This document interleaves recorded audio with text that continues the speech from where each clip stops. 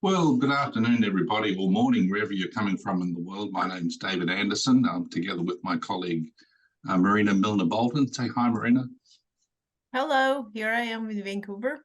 We are the co-directors of the Master of Education in Science Education program at the University of British Columbia. And it's our great pleasure to welcome you all here today from wherever you're coming from. We're coming from the city of Vancouver and UBC campus, which is the unceded and ancestral home of the Musqueam people.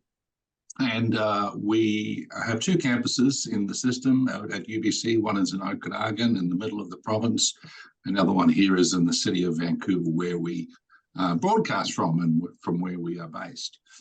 But as you're probably aware, because it's an online program, the cohort that has been running now in its third iteration, about to be the fourth, if you happen to join this next one, has participants and teachers and students from all around the place. So a lot in BC, but right across the provinces of Canada and also internationally.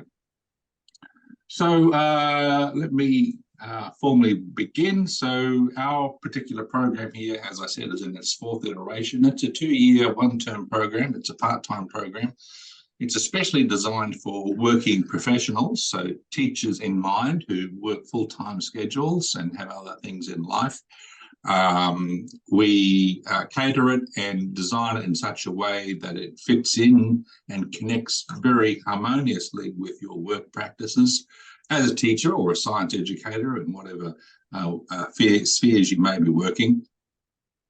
Let's see what else we've got here.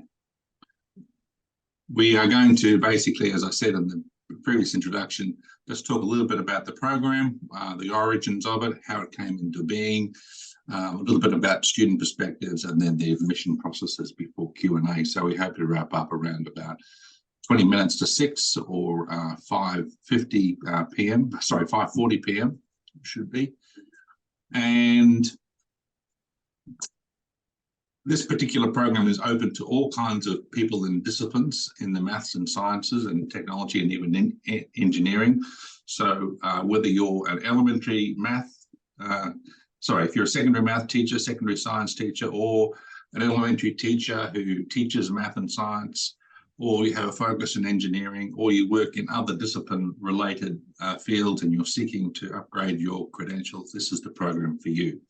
So the deadline for this particular application is March the 25th, 2024. So it seems like we have a lot of time, but probably in reality, once you start to collect your documents, you realize there's a lot to collect and put together. So I would encourage you, if you're interested, to start the process very, very soon, if not after this session.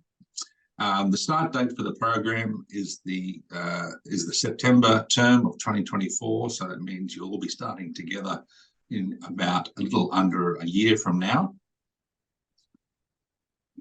And as I mentioned before, the program has had a very, very long history. So we have been science educators at UBC for a long, long time, and we've had a master's degree in science education for almost 30 years. But more recently, I would say in the last 6 years, we have provided another modality by which to do this program, and that is through online means. So this was all prior to the COVID-19 pandemic. In fact, we had our program fully online in 2018, Marina, is that right, or earlier? I think 2018. You know, before the pandemic came. Absolutely. And we were thinking about these issues long before. And so a little bit about the need for the program. Basically, our decision to switch this to an online modality came because we really felt that we weren't servicing the province of British Columbia very, very effectively. So basically, the dominant student population who were doing this degree program were teachers in the lower mainland of Vancouver, and we were unable to service people right across the province in rural areas. And we thought that this was not really being very faithful to what we do as educators, and we had a duty and responsibility to provide access to education more broadly, particularly to people and teachers and educators in rural towns across the province. We didn't realise, however, how popular the program would be, and once we got it launched, we soon were realising that we were attracting people from all across Canada and indeed internationally who have been wanting to do the program. So it's got broad appeal. The dominant student population is still from British Columbia, but we have many people from other areas as well coming in. Probably you know the nature of professional development has changed in recent years, particularly since the COVID-19 pandemic. There's a greater demand for flexible access to professional development. We're realising increasingly, particularly as a university located in a big city, it's very difficult for professionals to leave their place of work and get to classes at 4:30 p.m. on a given day during a school week. So having more flexible access to education has been a recognition of a need in the university, and we've responded accordingly to be able to address this. So there's changes going on in graduate education and how it's accessed, and also there's changes in the market in terms of how teachers are desiring their professional development and how to access that. Would you like to say something more, Marina? No, I just think that what you said absolutely makes sense. Let's just move on, and then we'll respond to all the questions, because we have lots of good questions. Yes. And so, Stephen will need to go soon, you remember, yeah? Yes, I do. So we're in the fourth intake of the program, and that means that we've done the master's program many times, of course, but in terms of the cohort model of being online, this is our fourth intake, and we've modified and changed and developed as we go along, and so we're constantly improving our own professional practices and the needs of our graduate students in the program. So it's really a very well-oiled machine at this point. So we're not just a science education program, we offer other programs in our field. We also have a Masters of Mathematics education, or Masters of Education in Math Education, and that's also available starting September. So if you have colleagues in your staff rooms, or math staff rooms, or you have math colleagues who are desiring to get a Masters in Mathematics education, similar to what we're doing here. So ours is a science education focus. We have a math education focus. You can do that. There's the link to it there. It's a very popular program also. It's run by Dr. Cynthia Nicol. And we also have a Masters in Educational Technology, but it's not being offered in this current cycle. So if you're wanting to start in September 2024, it's the math and the science ones that are available. Marina, go ahead. So I will just say that our goal initially was to create a community among people who are interested in improving STEM education. It can be formal or informal.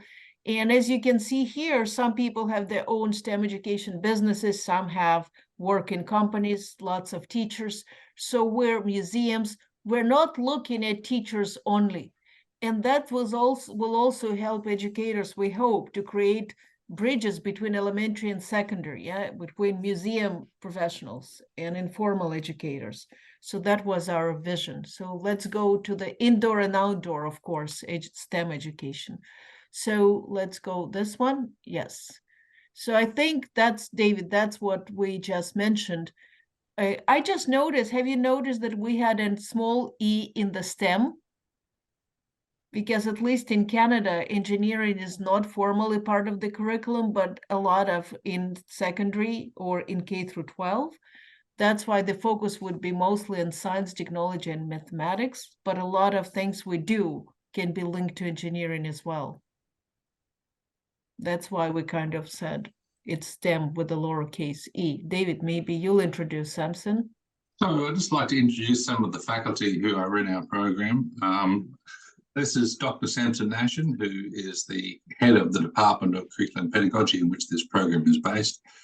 Samson is a colleague who has been a science educator for more than 35 years.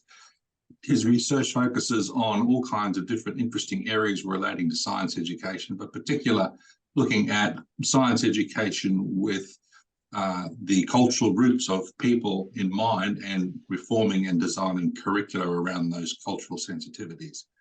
And also he has done a lot of work in the field of constructivism, alternative frameworks and metacognition, and lots of other science education related fields. So that's Samson. And myself, I wear two hats in as an academic. I've been a UBC professor for 23 years, and I also work as a museum educator. So my work was originally, my undergraduate was actually physics, and I worked as a physics teacher for quite a number of years and as a science educator, and I still do. But also I had this other field, which is visitor studies and museums. And so I run the Master of Museum Education program at UBC, where we have museum educators and also teachers who are interested in museum education participate in a very similar program to what we're discussing today. So I've done lots of research around the world, particularly in children's learning, memory and long-term memory, metacognition, teacher education reform. And I've done a lot of work, particularly in the area of the Asia Pacific and the many different Asian countries, particularly China and Japan, looking at educational reforms as they connect to bringing the museum and museum-like institutions in partnership with schools. And Marina? So instead of talking about me, and I'll give you my link, and I've been at UBC for a long time as well, for 14 years now in the department. I'm a prof in science education, but I want, because we have only 15 minutes left before Stephen has to go. And David, would it be okay if I ask Stephen to say a few words and then we'll continue, because I don't want him to be late for his appointment. Stephen Wellsby is one of our students, and I would say that Stephen, you've done MEd, am I correct? With us, not MEd, that's right. Bachelor of Education with me, I remember a long time ago. Mm-hmm. And what happens is I always contact, thank you, David, the students who I know, who I think would be great for our masters. So I am guilty of pulling Stephen into this. So would you please say a few words, Stephen, about you? And Carissa is here as well. Perfect. Yeah, I didn't mean to jump the queue. But yeah, my name is Stephen. Okay. I've been teaching for this is my 9th year teaching. I taught in England for 4 years before coming back to BC, but I was lucky to be able to do my BEd with Marina. So thanks for the plug and for the tip to come back to this program as well. I just wanted to talk about the program somewhat briefly, about 5 minutes or so. I do want to say it is a manageable program. So it is manageable. Everyone in the program, or just about everyone in the program, is most of them are teachers anyways. They're all educators of some sort. Most of them are teachers. And because it's an online course, there's a lot of flexibility in terms of how you approach the learning. So my personal preference was working weekends, and I worked most weekends was when I would do most of my weekly posts, because essentially everything's in a 1-week cycle. You've got somewhere between midweek, maybe Wednesday to Tuesday or Tuesday to Monday. So I did weekends. I know Carisha, I think you'll talk to her. I think she used to do Tuesdays and Thursdays in the evening. That was her set time, but it's flexible, so it can work for teachers. I will say also the faculty is immensely supportive, and they do listen to feedback. So for example, I gave a piece of feedback for how I thought the program could be maybe a bit more relevant for teachers who weren't planning to do education beyond the master's. And I've already seen that in the next course, kind of my advice being somewhat taken up for that. So I've been really happy to see how it's grown. Speaking to Carisha, who is the cohort behind me, just from hearing her perspective versus my perspective, we've chatted quite a bit, and there's differences in my course compared to hers, and there's differences now even compared to the beginning of my program. So the faculty are very responsive. I would say probably one of the best parts of the program is just all the people that you're going to meet who are like-minded. They're all ambitious. They're all very passionate, dedicated teachers.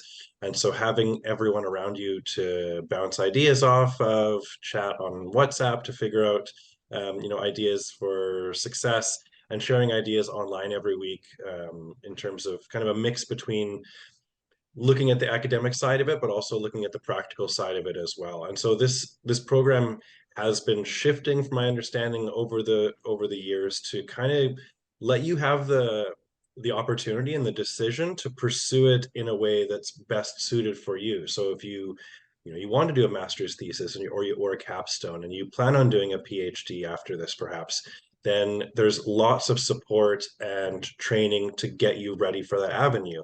And if you're maybe not planning to do a PhD afterwards, there's still more and more, already quite a bit, and more of the training is available for you to pursue that avenue, to focus more on like the practical hands-on elements of the master's. So I've been really happy to see how the course has changed just over the past few years. Again, it is manageable. You're probably going to find the first stretch from September to December is a bit of a wild one. If you're like me, it's been probably 10 years since you've had to write essays, and that is definitely a skill that can develop some rust. And probably by December, you'll shake off some of the rust in your next few courses, kind of getting into that mode of essay writing and researching. You'll get more and more accustomed to it and more used to it as you go. So it is a bit of a slog for the first little bit, but once you get over that hump and you kind of shake the rust off, you'll find that it becomes more and more manageable, and because it's manageable, it tends to be more and more enjoyable. You get to share a lot more ideas with each other and have that collegiality, as opposed to just sort of struggling to make sure you're getting all your homework done on time. So it's a bit of a change of perspective going from, if you're like most of the people in your class, going from being a teacher back to being a student.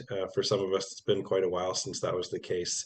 But yeah, also there is flexibility. I mean, there's so much to talk about. So I would say once you get in there, you'll have someone like Carisha, who is our mentor for our program. You'll have someone who will fill that role for you, I'm sure, and they'll give you all the little tips and tricks to help make your time as successful and enjoyable and valuable as you can. And I just wanted to say that, and David, you can attest that we want our cohorts to be collaborative. Yeah, it's our goal, but we collaborate as well. David and I collaborate all the time. We collaborate with our instructors who teach. So the word cohort is not just a label. Yeah, we view it as a cohort. We view it as a cohesive program. And I just wanted to say, before Carisha will say a few words, thank you, Stephen, that Stephen, you're absolutely right. We are trying to adjust and learn. So David and I, we had a research project. Yeah, we're still writing a paper on it, where we collected lots of data on the student learning. And as a result, we realized that having a student from a previous cohort to become a mentor, can I say a mentor? Not a member, a mentor to the new cohort was huge. So Carissa, would you say a couple of words, please? Because I do not remember, you and Stephen have to go at different times. I want to make sure you are heard, not us. Could you please say a few words about your experience and what it meant for you to be a mentor? Stephen, did you have anything else you wanted to add? Are you good? Because I know you have to go first. I have a little bit more flexibility. No, I've still got about 15 minutes before I have to leave, so I'll stay on here and just in case questions come up in the next 10 or so minutes. Sure. So as David has on the screen there, I was in the second cohort going through. So we were an interesting cohort because we started it in September of 2020 in the thick of COVID, which made for a very interesting, tight-knit little group. And as Stephen said, the very first thing walking into the program, it's hard to go back to being in the student seat again. And it takes you a little bit to get back in that groove. But the great thing about this program is you've got this whole collaborative group of teachers and other professionals, educators that you're working with. So you're all in the same boat and you're all growing together, which is neat because it really builds that nice little sense of community. Lots of ways that you can stay in touch with each other. I know that our cohort had a lot of group chats and ways that they connected. I know that that is something that we started when I was running with this third cohort as a mentor. We started that up and it was a great place for questions and how do I and where do I and all of those sort of like last minute panic moments. Lots of ways to stay connected that way and find information and support each other.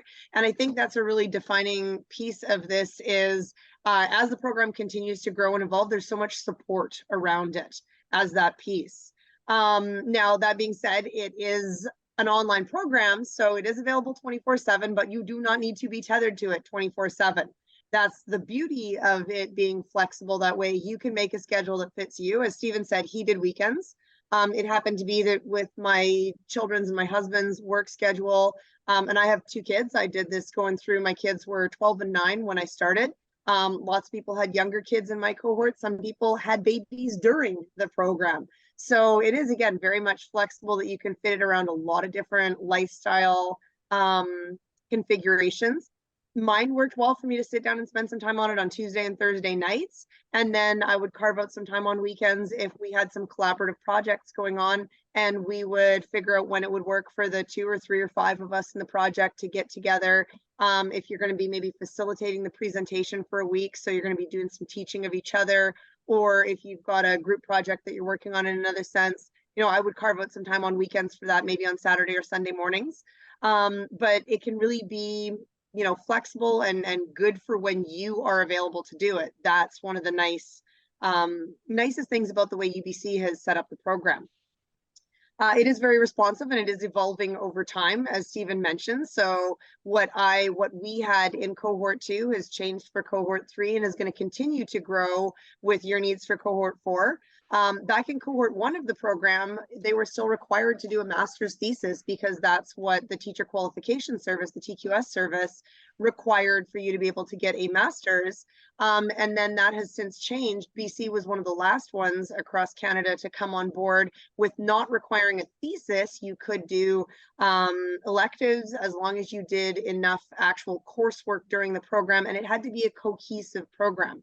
So if you're in another province, make sure that you're checking and making sure that it meets the needs of what you're looking for if you are looking for those additional qualifications. But I haven't run into anybody yet that this program didn't work for, so that's good. And as you're going through it, there's a wide variety of courses. You're going to be looking at everything from background of curriculum theory to current best practices in research, to environmental education, to technology and teaching. And it really gives you a nice broad perspective on what the current research is in that field. And you have some great professors that is their wheelhouse. They are in the know, and they're going to be able to present to you in a curated way what are those current best practices, how did we get from where we were to where we are now. And then within that, with the projects and assignments and paper topics that you're going to pick, you have a really wide range of being able to pick something and dig deeper into something that's a topic you're passionate about, something that fits within your own practice, and then develop that to be specifically what you need, whether that's as an educator in an informal science space, or a middle school teacher, or a high school teacher, or somebody who's, you know, wanting to bring more STEM into an elementary school classroom. You really have a lot of flexibility that way to do what's going to work best for you and dig into the topics and background and deeper ideas that are meaningful for you in your practice now, or maybe where you're trying to develop an area. And that's where the electives come in. You could do a thesis as or a capstone project, as Stephen mentioned, but you can also take a number of electives with this program to really tailor it towards picking up another area that's teachable, or digging deeper into something that you've found yourself teaching and you want to develop your background skills and knowledge in that area. There's so much really flexibility to make it your own, and you're going to get into it. You're going to get out of it what you put into it. So it really becomes up to you then. How much time do you want to put in? How deep do you want to go? But having a sense of your own personal time and boundaries. You can't burn the candle at both ends for too long. So making sure you put that time limit on it and say, okay, I'm going to go into the forums and I'm going to comment on some of this week's post, and I'm going to give myself an hour to do that. And then I'm going to go to sleep, or I'm going to go for a run, or do whatever it is that helps you have that balance in your life. The cohort really does become a learning group together. You're growing together. You're all in that slog together at the beginning going, what am I doing? And then as you get through that first course and it gets easier, and that was where my goal came in as a mentor, was to try to say, hey guys, you will get through this. And here's some tips, here's some tricks, here's something easy. And I know it's still early days of conversations, but it sounds hopeful that there's going to be someone in that position again to help with the next group going through as you get settled in, helping you make that transition into graduate school. It's different than what we do with our students in high school and middle school and elementary. It's different than it was in your undergrad, which was maybe recent and maybe it was a long time ago, but there's lots of different ways of digging into that learning. And what's really neat is the group that you're going through with, we're still in touch in my cohort. That cohort piece, that collaborative learning structure has become a professional learning community. We still reach out to each other. We're still sharing ideas with each other, sharing resources with each other, bouncing ideas off of each other. And some of us have actually taken it and used it to develop our courses differently. Or in my case, one of the places where I've been able to use it directly is with the current best practices and the research and environmental education. I was able to work with a colleague and we were able to develop and get a new biology, chemistry, environmental education, STEM cohort approved at our school that's going to be running for the first time this year in the spring. And it was a lot of research that I was able to bring forward to our principal and say, hey, here's why this is a great idea. Here's why we need to be doing this. Here's where it's been, but here's where it's going to fill gaps and benefit our students. And here's why it's going to be good for our students moving forward. And having all of that research right at the tips of my fingers, continuing as an alumni to have access to the UBC library so I can look up what the evolving research is if I want to go continue to dig into some of that. All of that, it just keeps paying it forward. It just keeps helping you grow as a professional and then grow your practice, grow your programs, Thank you, Carissa. build new things. So Thank yeah, you, there's Carissa. Sorry, David, That's okay. sorry. While David will go back and continue, maybe if you have a question before the guys go, you can type them. Maybe Stephen will. Sorry, David, I just wanted to make sure that Stephen can say a couple of words. Oh, David, we don't hear you. We don't hear you. You forgot. That's a normal thing with Thank the you. Zoom. Thanks, Carissa, and thanks, Stephen. We'll come back to you if you're still there in a moment. We just want to finish the faculty introduction briefly and then just talk about the program structure. And then we'll open it up for a few general questions before we get into the nitty-gritty of how to apply with our colleague, Kelvin. So, Marina, just one or two words about you. That's okay. You can find more about me. I'm a science educator. I am a mother of this cohort in a way. I feel it's my baby. It's my third one. Yeah. And we have Professor Cynthia Nichols. She runs the Master of Education in Math Education cohort. She's a professor and works in the area of math education, and particularly around looking at teaching and communities and this idea of connecting math to communities and culture. So that's Cynthia. And we've got a wonderful colleague, Dr. Lisa McIntosh, who will take you for learning science in informal context. She's just recently retired from the H.R. Macmillan Planetarium Space Centre here in Vancouver. She's been an educator actually for more than 20 years, actually much more that needs to be updated. She works with us in the museum education program. She's an expert in informal science education and connecting science outside of the classroom and then outside of the classroom to the science curriculum. I think her course is one of the most loved courses in the cohort, even though I teach there too. Yes, and this is Dr. Fu Gopan. Fu was a PhD student with us about 10 years ago, but he's gone on to become an associate professor these days, and he still works very much in this field of science education, teacher education, and curriculum reform, particularly around science students and teacher agency. So Fu will be one of your instructors for, what's the course, Marina? Who is teaching 559 research issues in 557 in science education? Yeah. Yes. And then Oksana, you can introduce Oksana, Marina. Yes, Oksana is a colleague. Actually, Oksana and I, we were born in the same city, who would have in Ukraine. And Oksana is a science educator. She has a lot of experience also in environmental education. She's an amazing instructor. Her research methodology course is our stellar course in the program. She is, so she's doing consulting on policy and a lot of other things. She is an amazing educator with lots of experience. So, you know, we're working hard to attract people who love teaching, who are not just knowledgeable, but who also love teaching in our cohort. Let's go on. So this is the course structure. So basically what we do is we do courses in lockstep together. So you see in front of you that you've got 1, 2, 3, 4, 5, 6, 7 courses which are listed there, and you've got 3 electives. So it's a 30 credit point program. Each course is 3 credits. 7 of these courses are mandatory, 3 of them are electives. And so we do these together.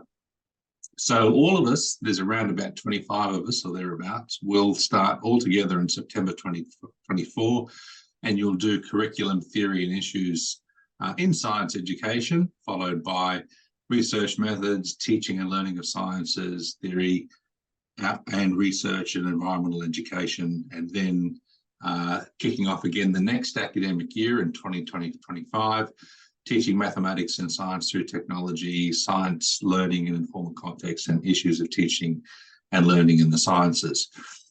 The key beauty about this program is that there is an integration between theory and practice. So none of the things that we discuss here in terms of educational theories and science education is divorced from the coal face of the classroom or your science education environment, wherever that might be.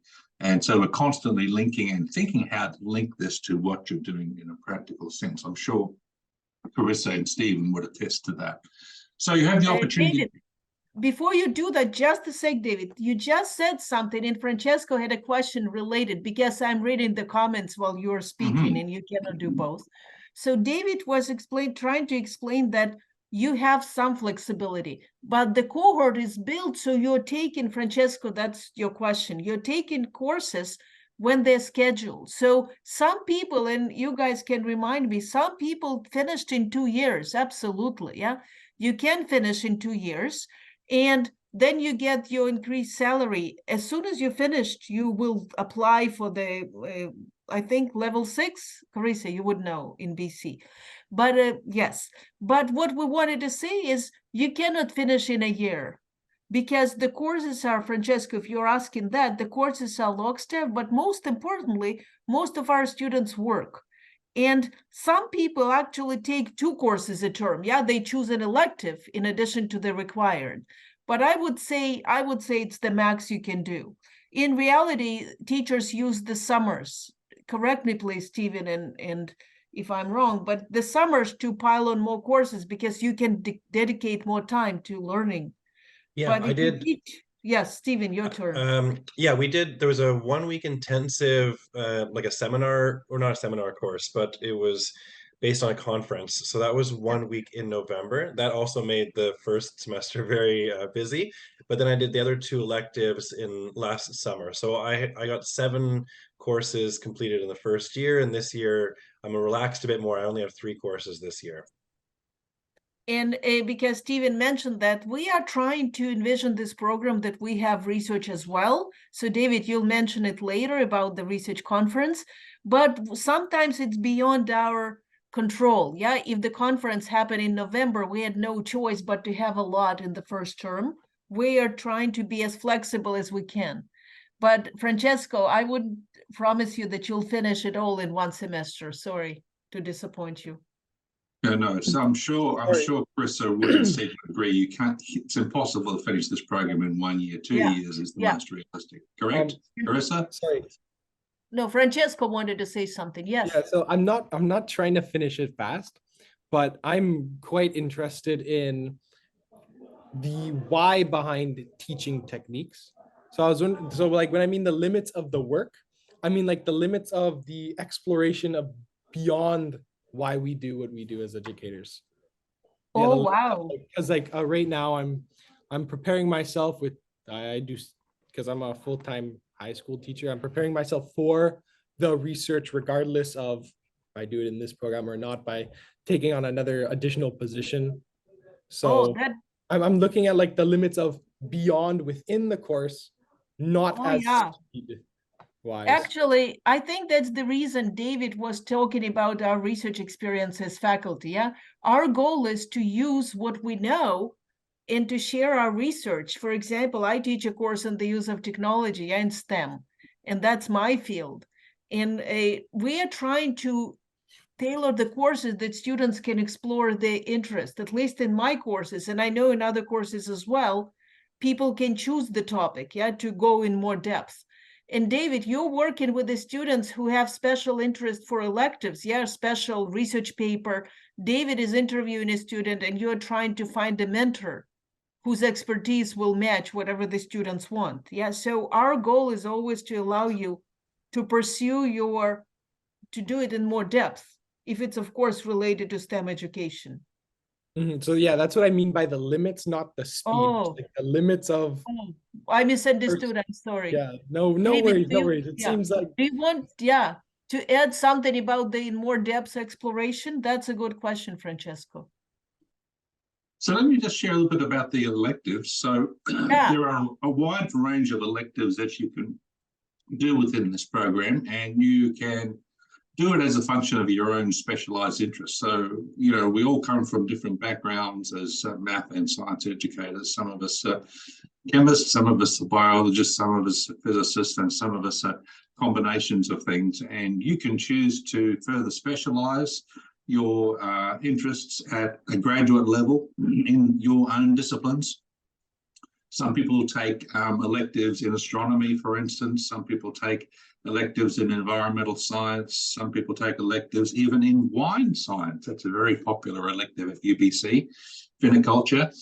So you can explore many, many different avenues in terms of courses which ultimately will require approval of either Marina and I for you to use as credit within your master's program. So we have been developing a master list on a spreadsheet, which is accessible to students in the program, of electives that have been done in the past. And you can see that there's a tremendous variety of things you can choose from. You're not restricted to just UBC. We have reciprocal agreements with other universities across Canada through the Western Canadian Dean's Agreement, which allows you to access courses in other institutions, online courses, and that is included within your tuition fee that you pay to UBC. So you don't pay anything more. Over and above your tuition fee, there may be a small administrative fee at the other university where you might choose to do an elective, but basically it's covered within your program costs. So this is what this slide's about. This is the program schedule for elective options. There's also opportunities to do courses at University of British Columbia at Okanagan campus, and also across other departments in the Faculty of Education and other faculties within the University of British Columbia. And we have some summer institutes because some people do want to do a course on campus, yeah, like on purpose. So we have those options. If you want to come and do a summer course, for example, on campus, or not a summer course, but we are often for teachers, it's not feasible. Even for a person like Francesco, even if you live in Vancouver, coming to UBC might be difficult. But in the summer, people can say, I do want it. So all those are flexible options. And somebody was in Victoria, Elizabeth, or somebody else, you can do courses on other campuses. Very good. Yeah. This So is you. I just wanted to say that we are now figuring it out how to choose a good conference. Every time we realized how important for teachers it was to participate in an international conference. And one good thing about COVID that we realized that online conferences is a possibility, because not everybody can go in the middle of the year to fly to another country for a week. But we have done twice already. STEM 2021 conference, our students participated, and it was linked to a course. That's what I think Carissa was talking about. And it's a very exciting opportunities. David and I were working now on the next conference. So our goal is, and maybe it responds to Francesco's comment, if you want to push yourself, we will help you do that in terms of research, go beyond the course. So we have a lot of very exciting opportunities for you, if you want. All right. Just before I hand over to my colleague Kelvin, who's from Professional Development and Community Engagement, I'd just like to see if there's a few questions that you may have for Carissa, for Stephen, or for Marina or myself.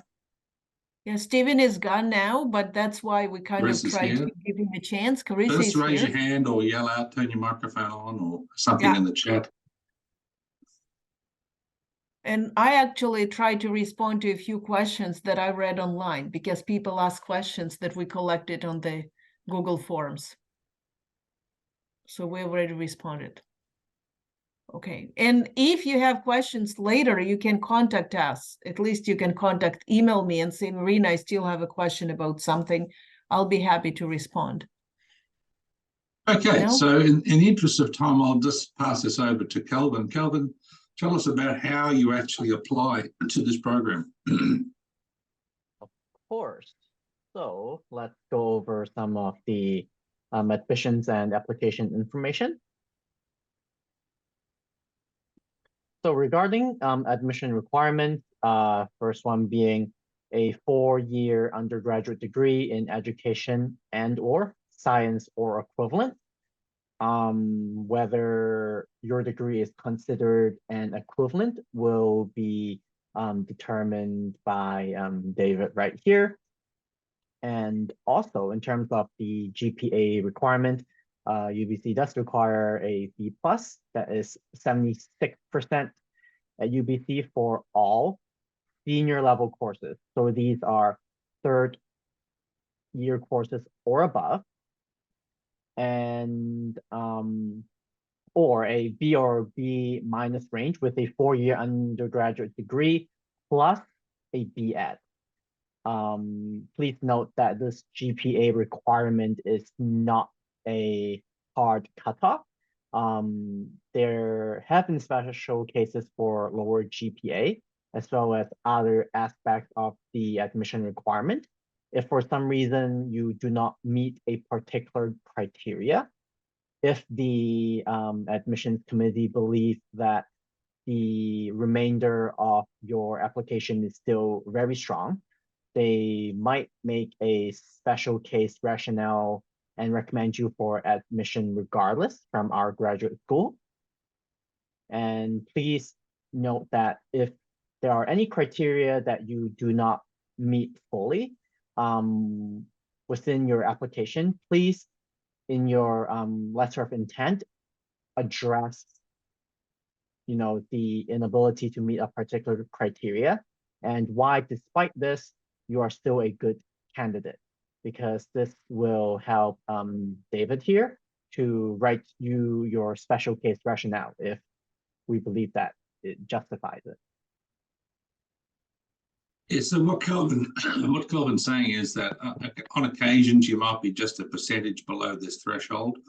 And if the rest of your application provides a compelling case, sometimes we can write a case rationale that might just push you over the line.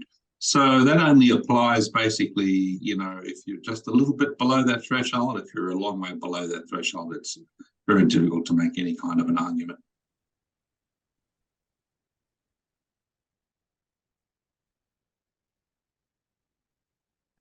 Additionally, we would require official sealed transcripts from all post-secondary institutions that you have attended, with the exception of UBC. Our definition of official and sealed means that it has to come directly from the post-secondary institution. It cannot be a scanned copy that you send to us from your personal email address. And it also cannot be a physical copy of the transcript that you have already opened prior. It has to say sealed. Additionally, if you have any exchange programs or transfer credit, any institutions that are involved in those, you also have to prepare official transcripts for them. And please ensure that these are quote-unquote up-to-date transcripts, in the sense that it shows that you have actually graduated and finished that particular program. And Kelvin, did you find out for the rationale for 2 of these transcripts? No, I'm still waiting for confirmation on that. Carissa, when you applied, did you have to provide 2 transcripts? Yeah, but they could be sent directly electronically. I was a bit of an odd duck because I did my undergrad at UBC. So a lot of my pieces of my application were internal. Mhm. And I had to use my same old student number, which I had to dredge up and figure out after like 20 years. That was fun too. But I wanted to say that if by any chance you encounter any difficulty with you don't know something, you forgot, email us. We'll connect you. That's Kelvin, David, and I will try to help you. Yeah, we'll figure out how to get the right transcript if that's what makes you stuck in the application. But I also wanted to ask you, which I get often, people email me and say, Dr. Miller, could you please provide me a reference? And I need it by tonight. Yes. Please respect your profs and do not ask them to give you a letter of reference by tomorrow. Just hold on, Marina, because we're coming to that. Yeah. Of course. So if you're wondering whether your current transcripts or grades meet a UBC equivalent for a B or a B minus, we have here a transcript E if your scores were out of the 4.33 system that a lot of other institutions use. So maybe just pause on this slide for a second if anyone wants to take a screenshot.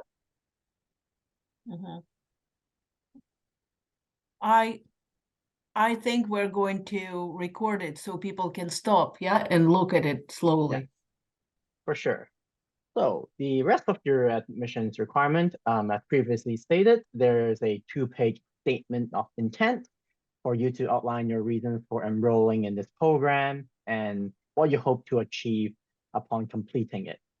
And as mentioned before, this is the piece of document where you make your case if you are not quite meeting particular criteria. Additionally, you're expected to provide a resume. This is to, list all your professional and academic accomplishments, including volunteer work, publications, and all that stuff. Please note that this is not a work resume, so there is no need for this resume to be concise. It should be as detailed as possible to allow you to fully show off what you have accomplished. Yes, we have a question from Francesco. So with the 2-page letter of intent, is that all 3 questions together in the 2 pages, or just the first question of what provide a brief statement of your professional goals? That's all 3 questions, right, David? But it's just for us. We are going to look at 2 pages, and you have to convince us, yeah, in 2 pages, why you belong to the program. That's how I view it.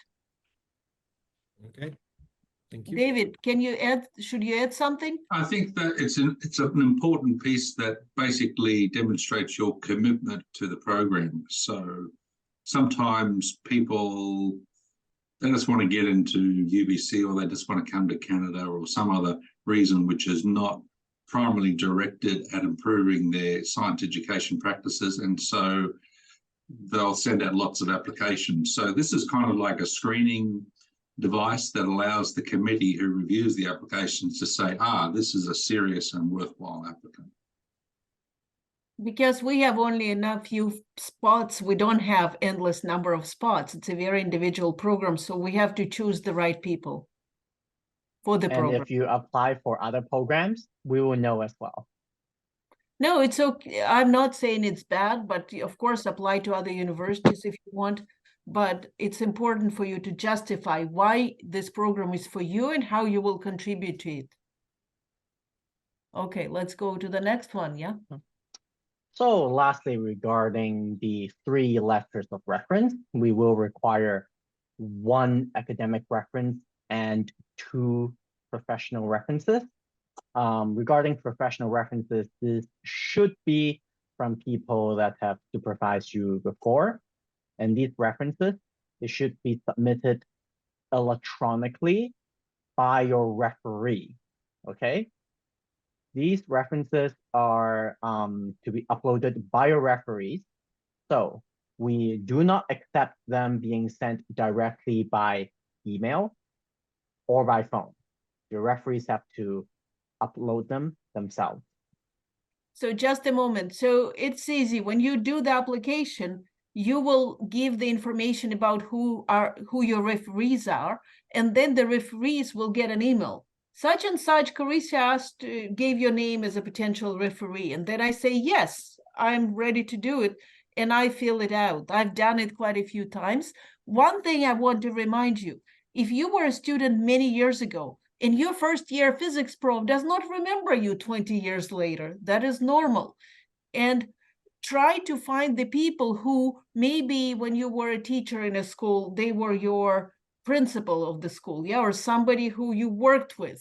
Do not go back, oh my God, the teachers don't remember me from the university or something like that.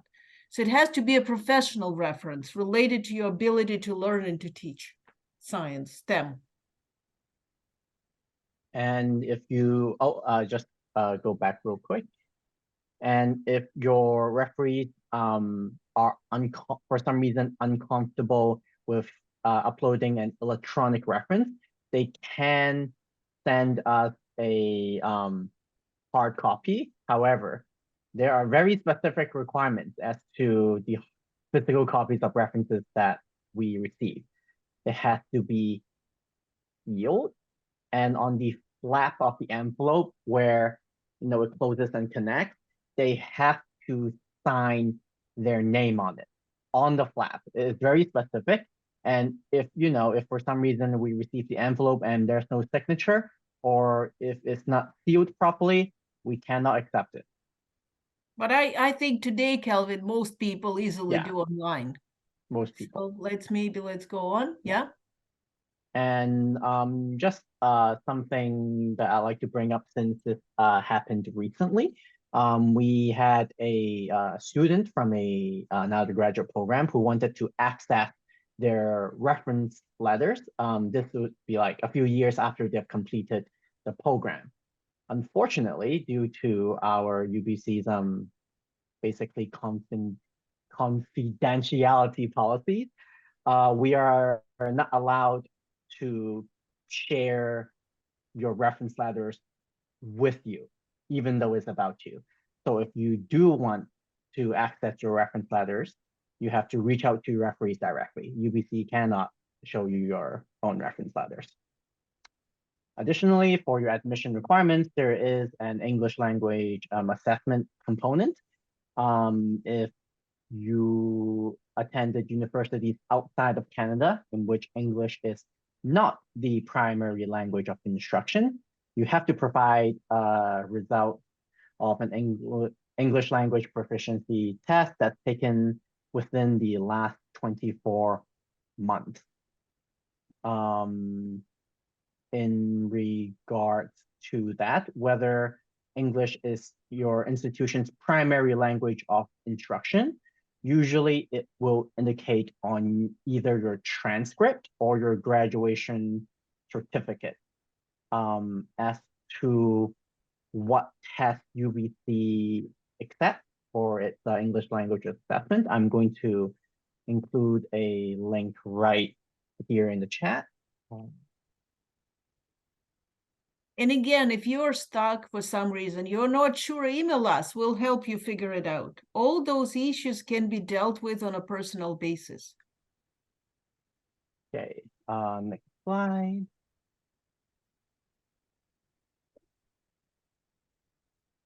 Let's go to the next one. Yes. Okay, so acknowledgement of part-time status form. So this program is considered a part-time program. That means anyone accepted during the program, you're considered part-time student. This is an important distinction because it means that you won't be eligible for certain things like scholarship, grants, bursaries, loans, or financial aid. And this status will be reinforced to you again while you're applying. During your application, you're going to be asked to download the acknowledgement of part-time status form, and you have to fill out, sign it, and upload it as part of your application. And also important to include your UBC student ID if you have one. Next slide. Now we're going to So the how do you yeah. actually apply for the program? The link is grad.ubc.ca/apply/online/. Again, if you have a UBC student ID, please include it in your application. Because if, let's say you were an undergraduate and you applied again without providing your UBC student ID, we might create a duplicate profile of you, and that would take a long time to sort out. Please note, when you're applying, select the correct program. There are many programs that are accepting applications at the same time. For the Masters of Education in Science Education 2024 cohort, the code is SEE4. So it's science education number 4. That's what it means. You'll be prepared to upload all supporting documents, and you can re-enter your application at any time. Just remember to save it. Please note the application deadline is March 25th, 2024. This is when you have to have all your supporting documents uploaded. There is an application fee, 112 Canadian dollars for domestic students and 168 Canadian dollars for international applicants. Next slide. So regarding tuition fees, there is a difference between domestic and international tuition fees, and these are paid in 7 separate installments. This is roughly 3 terms per year for a total of 7 terms. Tuition is charged as a whole for the entire program and not on a per credit basis. The university reserves the right to increase fees every year, but the due dates are always the same. They're always September, January, and May. And the tuition fees are listed on the slides right here. And there's also an additional student fee. These student fees vary across term. Usually you pay the most in winter term 1, approximately $875. These include things like medical coverage, dental coverage, or even the local transit pass called Compass Card, plus many other items. In particular, this medical and dental coverage, you can apply to be to opt out of the plan, basically, but you have to do it manually. It's not a auto opt-out thing. And if you live beyond the Greater Vancouver area, you can apply to opt out of the Compass Card transit fee, basically. However, if you live within the Greater Vancouver area, there's no way for you to opt out. So you can reduce your your student fees by quite a lot if you live outside of the Lower Mainland and you've already got dental and medical, so it would be reducing down. Carissa, what did it work out for you? You were out of the area and you had your own medical and dental. Yeah, exactly. My student fees were closer to $400, and that was 2 years ago. So I'm sure they've gone up a little bit by that since then. Sorry, but yeah, because I'm full-time employed with a school district, that was easy to opt out of the medical and the health and dental. And I'm in Victoria, so they counted that moat as big enough that I probably wouldn't use Vancouver Transit. Just in the chat there was 2 questions. I didn't want them to get lost, and it's actually a great question. One of them for Kelvin and Marina. Robert had asked, if you have been out of university for a while, could you do 3 professional references instead of 2 professional and 1 academic? We had it, David, I think. Oh yeah, we had it. Yeah, the people who weren't at a university recently, they couldn't find their professors. Yes. Or- So we've got instances where people haven't been in university for 15 years or whatever, and professors die and then they retire and move on and they forget you. And so a 15-year-old reference from someone who you did a course with 15 years ago is almost worthless. So it makes sense that you would need to get someone who can speak to your contemporary capacities for graduate students. And who you were 15 years ago is really not a reflection on who you are today, most likely. And before David answers about overlap, Jason asked you a great question, the overlap with the museum education. I just wanted to respond from the Google Doc. Somebody asked me if this program allows you to teach in BC. No, it's not a teacher certification program. Do you understand? It's a different program. Bachelor of Education at UBC, that's what certifies you to be a teacher in BC in a public school. If you have your own business or do other things, please. But that's not a certification. That's not a teaching certification program. That's what I wanted to say. And yeah, I just didn't want those to get lost in the chat. You're right, Marina, you just flagged. Jason was wondering what the overlap is like between this program and the museum education program. And earlier in the chat, Sunny had asked a similar question, wondering what the comparison is between this as an MEd and if there's a similar MA program.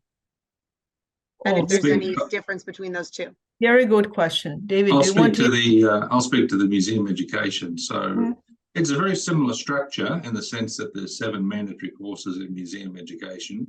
One of the mandatory courses is common to the science education program, and that's Lisa McIntosh's Learning Science in Informal Context. There's different mandatory course requirements, but if you were to have an interest in informal science education and you want to do more than what Lisa McIntosh is offering in terms of that mandatory course, of course you can do electives, and you can do electives from the museum education program, up to 3 of them. And I did the same. Actually, you can have more electives. You can have 10 more electives. You won't pay for that. The problem is we will only count 3 towards your degree. And some people, David, actually had more than 10 courses because they said, if my tuition does not depend on how many courses I take, I always wanted to take a special course, please, but we cannot count more electives than 3. That's what we meant to say. True. So you can do any number. See, it's per installment. You're paying a term fee of $2,300 or $26 if you're international. And that means that you're not paying per credit, you're paying per term. So you can do 3 or even 4 courses if you're crazy in one term, and it's the same fee, okay? So you can do any number of courses. You can do more courses than the 30 credits because you're paying per installment.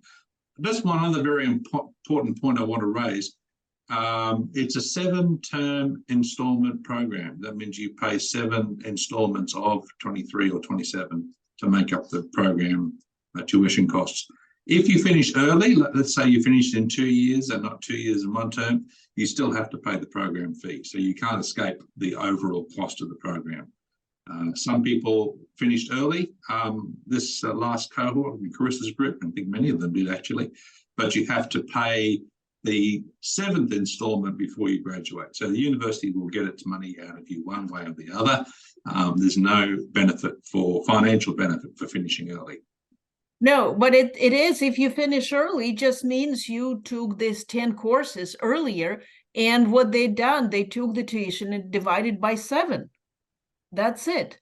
But you get your increase for your salary. You get it earlier, so it is a financial benefit, David, I think, in this regard. Not in terms of the tuition cost, but yes, in terms of getting your category 6. Let me very quickly answer a couple.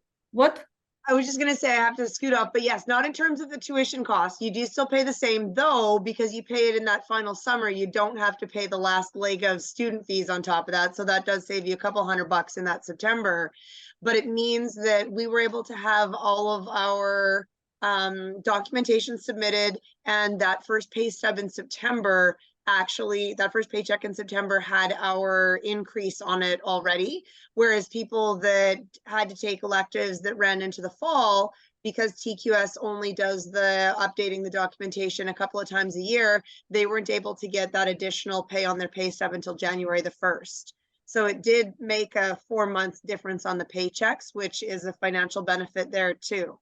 But not from the sense of the program itself being cheaper. No, you do have to pay that 7th installment. But then you had much less stress in the last term as well, and the feeling of pride. But let me respond to Javid's question from Toronto. Javid from Toronto, he asked, I do not know if he's still here.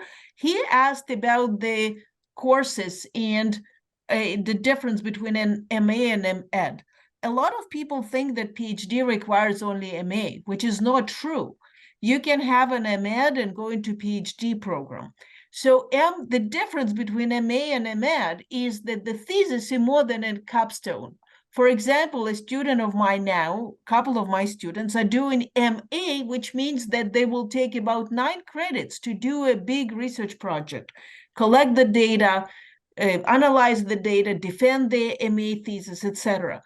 This is traditionally more aligned with the PhD because you do research and see extensive research. However, some people do a MEd, do a capstone, start doing that and feel I love doing research. And then they say, I want to apply for a PhD. In the application, we're looking at your ability to do research because it might be that you publish, even you did a MEd, but you published papers, you participated in conferences. So it does not preclude you from applying to a PhD afterwards. Francesco is asking, I'm a little bit confused. You can take courses, but not get granted credit for it. What I meant was, Francesco, you can take more courses, and they will count. But for your PhD, for your master's, you have to have 3 electives. Let's say you have 5 electives. That's extra. You take it for your own benefit. So does it affect your PhD process? If you want to do a PhD, it might affect you if you have publications out of it. If you prove that you want to do research. David, what do you think about this question? You're quite correct. It doesn't affect your capacity to apply to a PhD program. What a committee would do, either at UBC or some other university, would look for some evidence of you doing research. So this program does allow you the capacity to do some research through the graduating paper as an elective. If you wanted to do more research and have the trajectory of being firmly in the research area and being more fluent in research, an MA may be a better option because that allows you to do 9 credits of research, whereas this program would allow you to do 3. And I also wanted to answer, I have with my current students who are finishing my program, both our programs, MA and MEd, we publish together. So if you have publications and you can have a prof who teaches you and then you start collaborating with the prof and do research, if you do that, that's a very strong, strong path towards your PhD application. We have conference participation. It's a huge plus for that.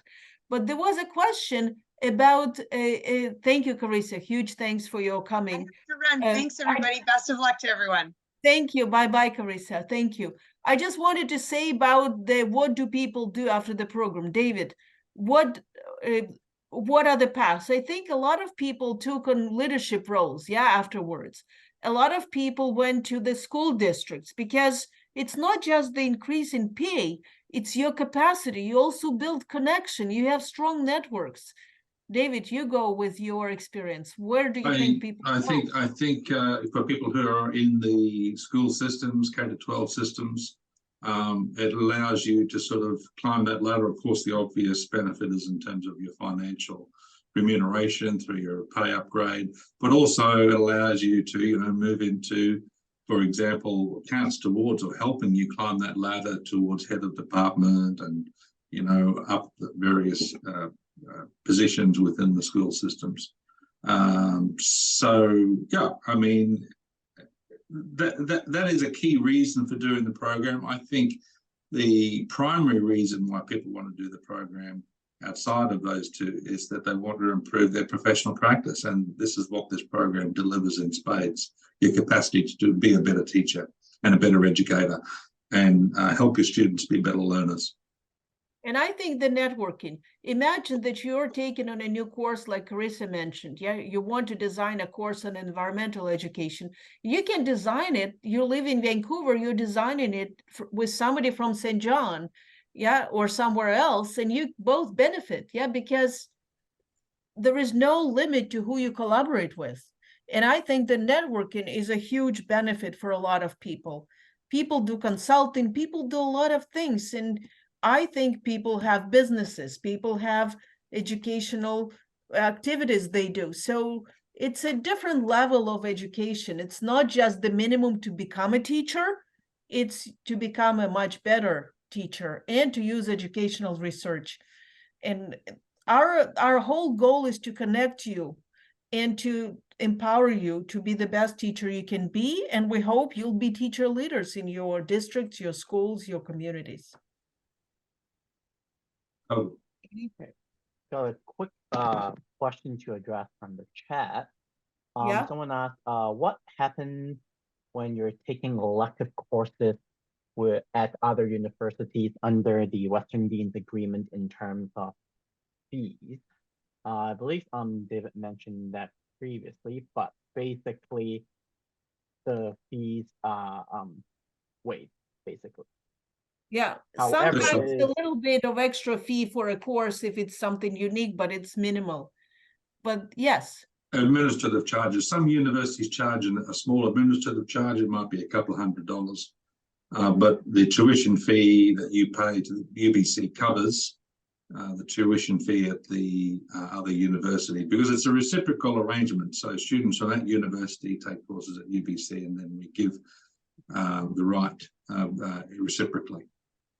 So what happens? You find a course, you email David or myself, and you say, oh, I'm planning to take this course. We'll look at the course and we have to be convinced it fits, yeah, into your program. You justify that if you feel that it does. And usually, David, we support it, yeah?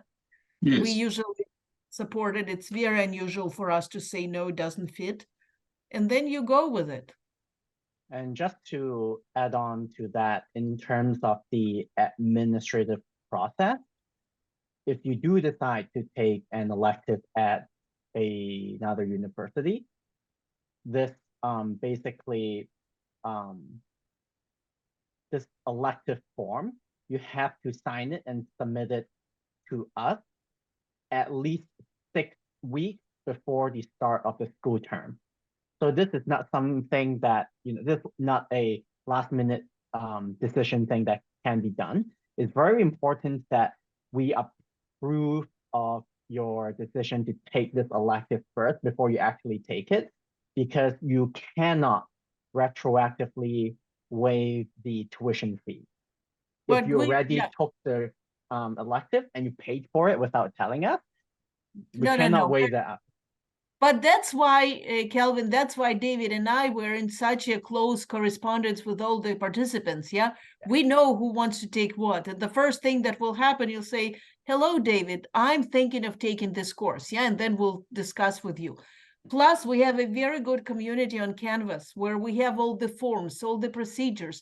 We even have a collection of great courses, correct, David, that people have taken. And some courses people have taken and they didn't like. So we'll say maybe it's not a good course. So we're trying to share the information from cohort to cohort. So thanks, Kelvin. That's a very comprehensive review of how to apply. I would recommend that if you're going to apply, start the application process now. So that link that you saw previously about how to apply through grad studies and then selecting SEC4 as the program, you can do that now. You don't actually charge the application fee until you submit, and you can submit anytime up until March next year. But it does take a little bit of time to get the documents. It takes time to organise your referees, good referees. It takes time to get your transcripts from universities and other academic institutions that you have studied at. It takes time to write a good statement of intent. So I would encourage you to start the process now. Open up a file, start filling in some of the fields, get working on it, and you can come back to it week after week as documents come in, as you start to upload and refine your CV and all these other things that you need to do. So here's our contact details. So just in terms of the academic side, that's Marina and I. We deal with the academic side of the program. In terms of the admissions side of things, that's Kelvin at PDCE. And you see that Kelvin's got an unusual email address, Kelvin.